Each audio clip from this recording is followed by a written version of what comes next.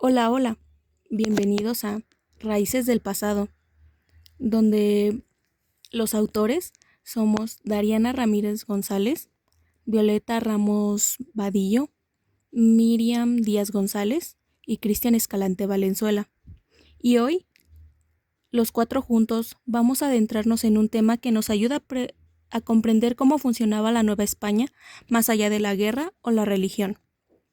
Vamos a explorar cómo se producían bienes, cómo se trabajaba, quién poseía la tierra, cómo se recaudaban los impuestos y qué papel jugaron las reformas borbónicas en todo esto. Así que prepárense, porque este episodio viene cargado de historia, economía y mucha reflexión. En el segmento 1, yo, Dariana Ramírez González, explicaré las actividades económicas en la Nueva España. Y para entender cómo funcionaba esta economía, primero teníamos que conocer las principales actividades económicas que eran el sustento de la vida cotidiana, tanto para los ricos como para los sectores populares. En primer lugar, tenemos la agricultura, que era la actividad más extendida. Desde antes de la llegada de los españoles, los pueblos indígenas ya tenían conocimientos avanzados en la siembra, sobre todo de maíz, frijol, chile y calabaza, que eran en la base de su alimentación. Cuando llegaron los conquistadores, introdujeron nuevos cultivos europeos, como el trigo, la caña de azúcar, el arroz, el olivo y árboles frutales como el durazno y la manzana. También trajeron nuevos sistemas agrícolas, como el uso del arado y el ganado de tiro, aunque en muchos casos se mantuvieron prácticas indígenas como el cultivo en chinampas, terrazas o sistemas de riego comunitario. El trabajo en el campo se organizaba en haciendas, ranchos o tierras comunales indígenas. La producción agrícola servía tanto para el consumo interno como para el comercio regional.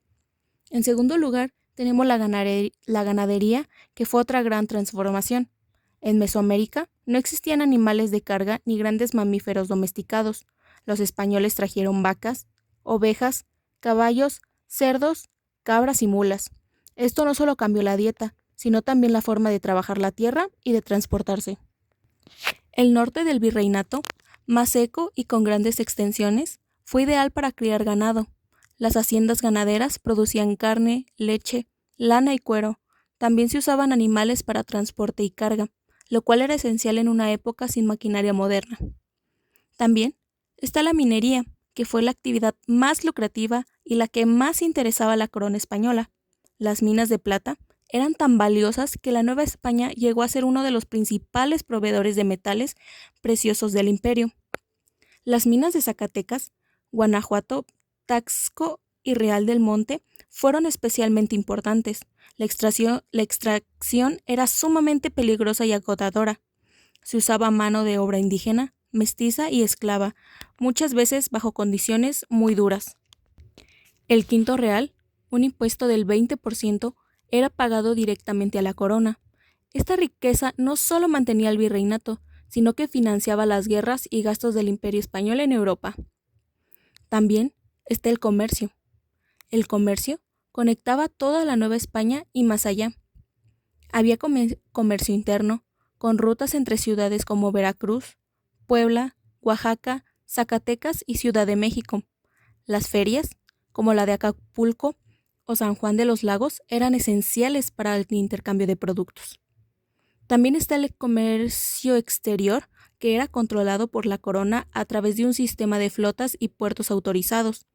El galeón de Manila conectaba Acapulco con Filipinas trayendo sedas, especias y porcelanas de Asia, mientras que desde Veracruz partían barcos hacia España cargados de plata y otras mercancías. Por último, tenemos los obrajes y talleres artesanales. No olvidemos a los abrajes, grandes centros de producción textil donde se fabricaban telas de algodón o lana, muchas veces usando mano de obra forzada. En contraste, los talleres artesanales, más pequeños y organizados en gremios, producían cerámica, joyería, muebles y otros bienes.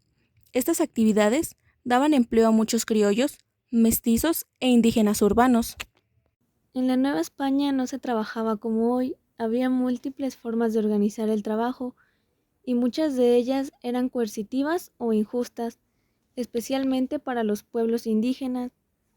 La encomienda fue uno de los primeros sistemas laborales, que consistía en un conquistador que recibía a un grupo de indígenas para que trabajaran y pagaran tributos. A cambio, el encomendero debía protegerlos y enseñarles el cristianismo. Aunque suene equilibrado, en la práctica fue una forma de explotación extrema. Se les exigía demasiado trabajo y muchas veces bajo condiciones cercanas a la esclavitud. Este sistema fue desapareciendo durante el siglo XVII debido a las quejas de frailes como Bartolomé de las Casas y a reformas reales. El repartimiento sustituyó a la encomienda. El repartimiento era una forma de trabajo obligatorio y rotativo. Para indígenas, las autoridades coloniales seleccionaban a cierto número de hombres por comunidad para enviarlos a trabajar temporalmente en minas, obrajes o haciendas. Aunque se suponía que debían ser pagados y no pasar mucho tiempo lejos, en la práctica el abuso era frecuente y muchos indígenas quedaban atrapados en el sistema. En los siglos XVII y XVIII, el peonaje se volvió el sistema más común. El peón era un trabajador libre, pero muchas veces se endeudaba con el patrón y no podía abandonar.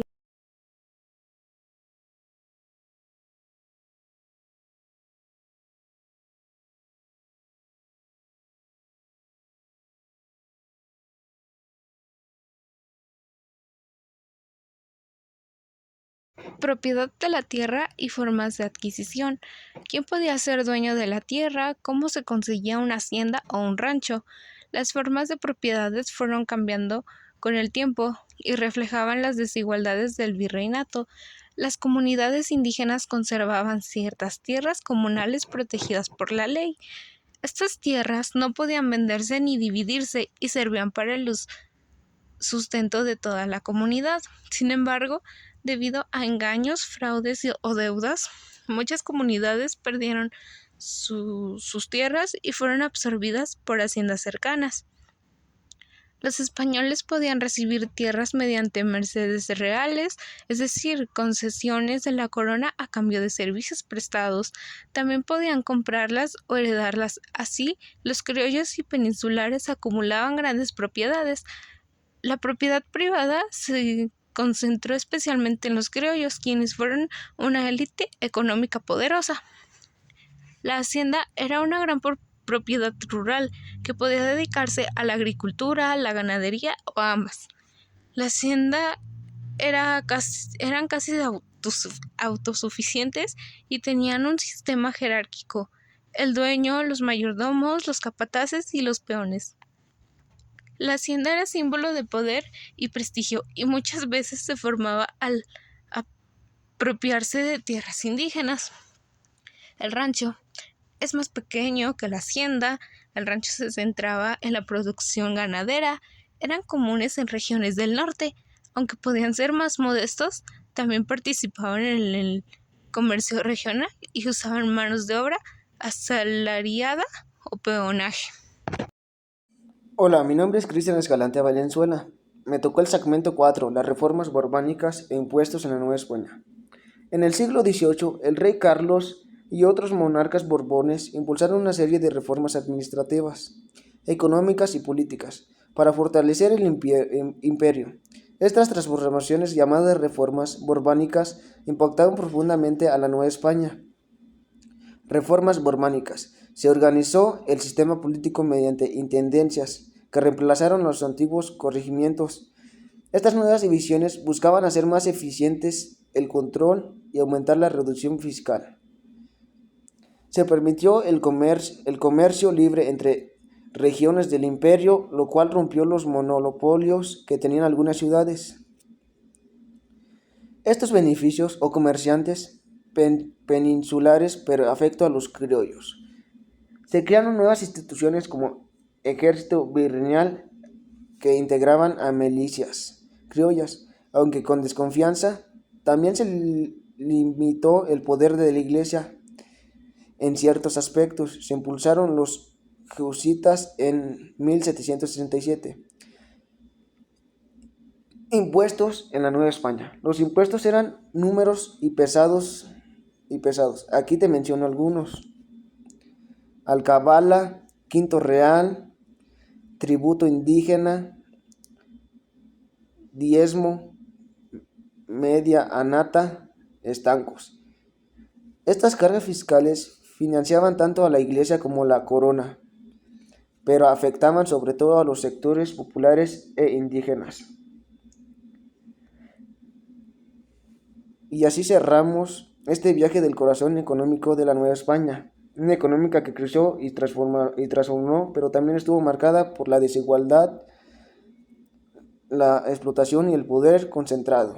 Gracias.